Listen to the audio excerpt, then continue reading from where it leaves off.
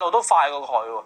跟住啦，直路啦，睇翻條片啦，喺條落欄等位，諗住上，跟住快路已經頂住你啦。成件事都唔係跑嘅，咁啊臨場都落飛嘅呢匹紫荊歡呼都，但係末段係有啲追晒，拉翻出嚟望空咧，唔錯嘅呢匹馬都。咁啊希斯選擇呢隻馬跑16米咧，應該有啲道理嘅，我相信都。咁啊呢匹紫荊歡呼咧，好 fit 嘅狀態嚟講就，咁上場賽事15倍夾碼落到11倍，咁我覺得呢啲馬咧，今次排6檔咧，會有啲分頭嘅呢隻紫荊歡呼咧。點都揸住佢啦！呢啲馬其實仲進步緊嘅，即係未見晒底嘅，咁所以你話呢隻紫荊歡呼啦。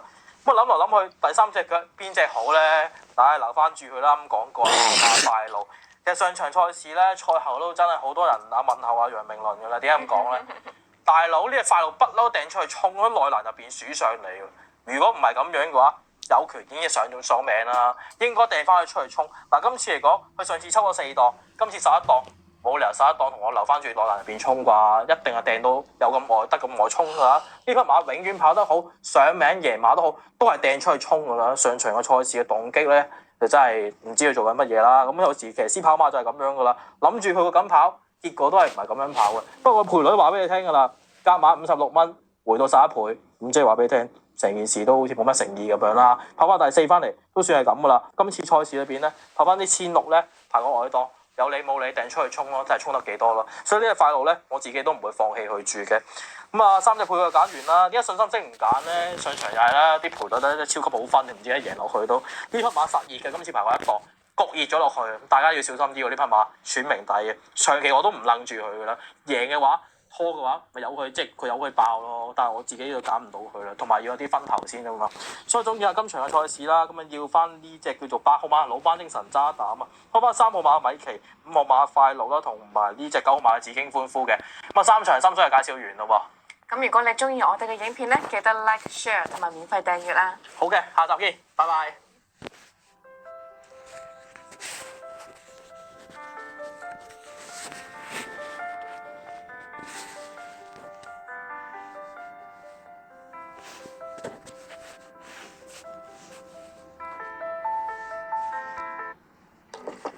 喂，最近流感好勁啊！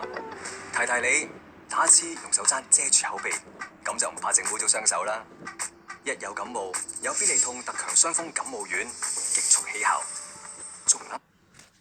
大家好，歡迎大家嚟到閃馬田賽馬習作。今日就2024年嘅10月15號啊，星期天嘅黃昏啦，亦都係咧就係剛剛跑完咗10場嘅沙田賽事，自然係賽馬結果嘅時間啦。同大家分享一啲即時嘅賽後話題嘅。就今次賽事咧，就國際賽過後咧，表面係平淡啲，其實都爆爆地嘅，即係因為有部分嘅熱門馬佢唔係咁叻，咁咪容易爆咯，係嘛？即係買得過分熱咗。但係都有啲焦點嘅人物啊或者事嘅。例如大家知道第9場墮馬啦咁樣。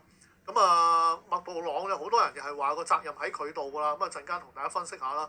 唯一 confirm 嘅咧就好在咧就係馬係冇事。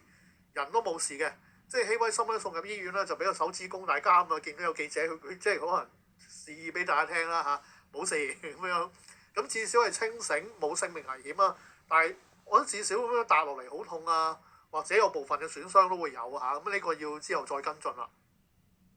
馬啊吉馬過終點嘅，陣間亦都分析埋呢件事嗰個情況啦。另外就有朋友提醒啦，深水清啦，咁咧係。